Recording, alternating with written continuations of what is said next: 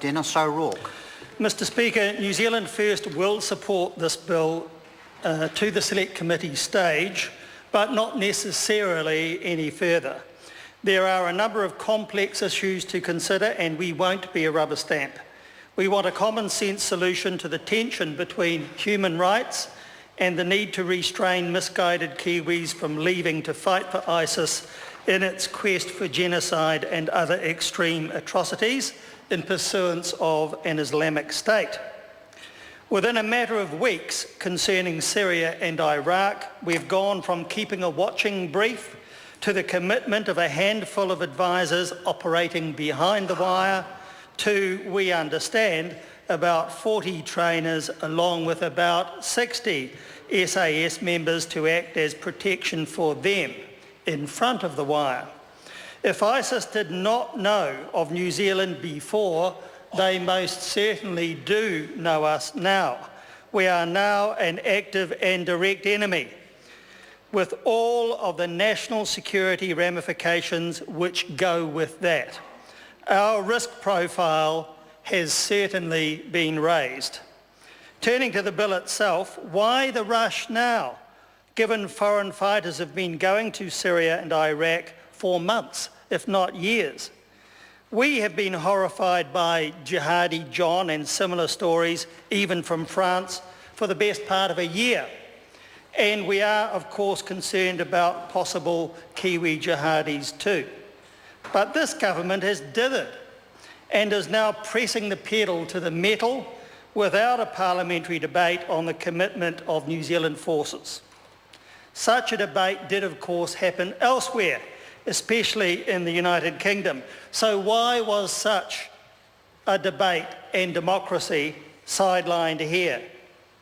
Now the government is rushing through this bill as a stopgap, expecting all parties to rubber stamp it, some, as in the case of New Zealand First, without any consultation. The bill is in fact too late and too little to protect New Zealand's interests, and we are given the excuse that a more comprehensive review is needed in about 6 months' time.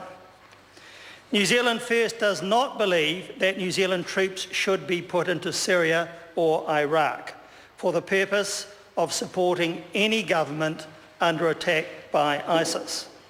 We sensibly did not support the Iraqi war, which was the cause of the current situation, and we should not now enter the mess which is the result of that war, a messy, multi-level armed conflict that straddles religious, tribal and ethnic lines and national boundaries.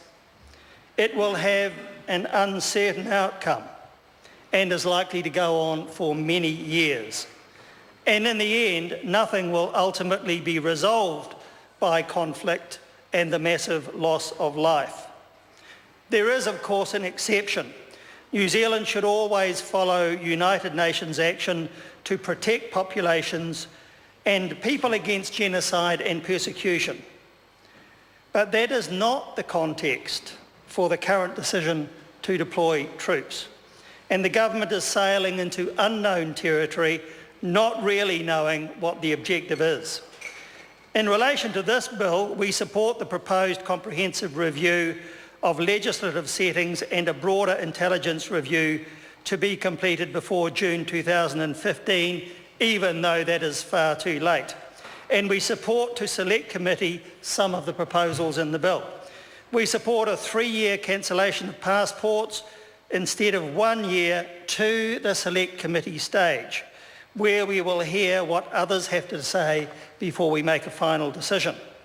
On the face of it, however, that period may be justified where the individual concerned is likely to against New Zealand interests and is likely to continue to do so for an extended period of over 1 year. That's entirely consistent with New Zealand's obligations under UN Security Council Resolution 2178, which encourages states to act to prevent intending foreign terrorist fighters for leaving to join ISIS and to fight with them.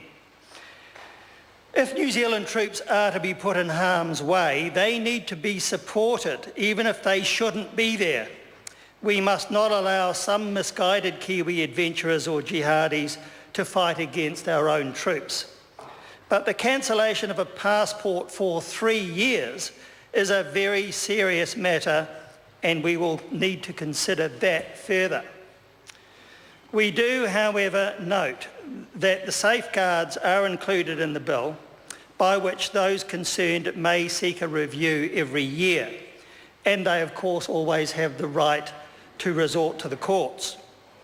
While we acknowledge the safeguards in respect of human rights built into this bill, those rights are always subject to the right of the whole community to protect New Zealand's interests.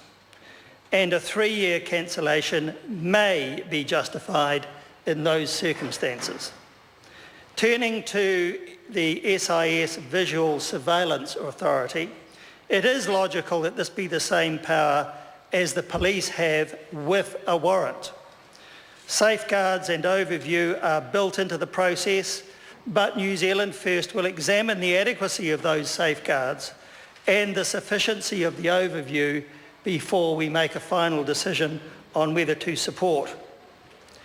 However, 48 hours without a warrant is far too long. New Zealand First would support 24 hours, but not 48. The government, frankly, would need to get its act together within 24 hours to get a warrant, where such a serious invasion of personal privacy is involved. And 48 hours is much too tempting for a service which has shown scant regard for the law in the past. I don't see why it should take 48 hours to get a warrant.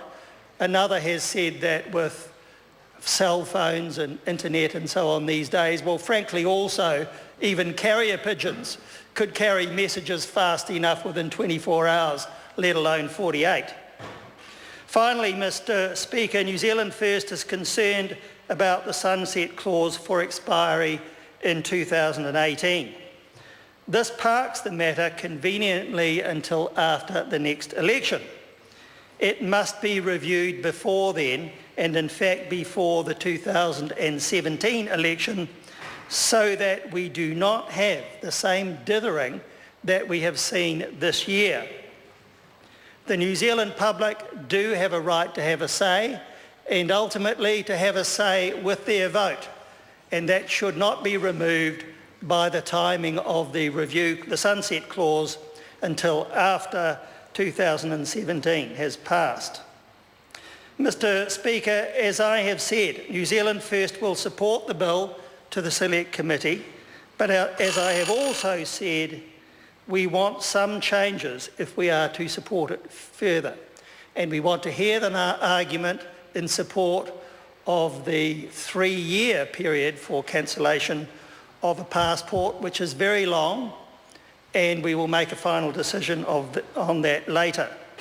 We are certain, however, that 48 hours for surveillance by the SIS without a warrant is far too long and is not justified, and we want to see a change to that in particular. And finally, as I have said, the sunset clause expiring in 2018 is about a year too far away, and we definitely want to see that before the 2017 election. For the time being, however, New Zealand First will vote in favour of the bill going to the Select Committee, but we certainly may change our minds after we see what the final bill looks like.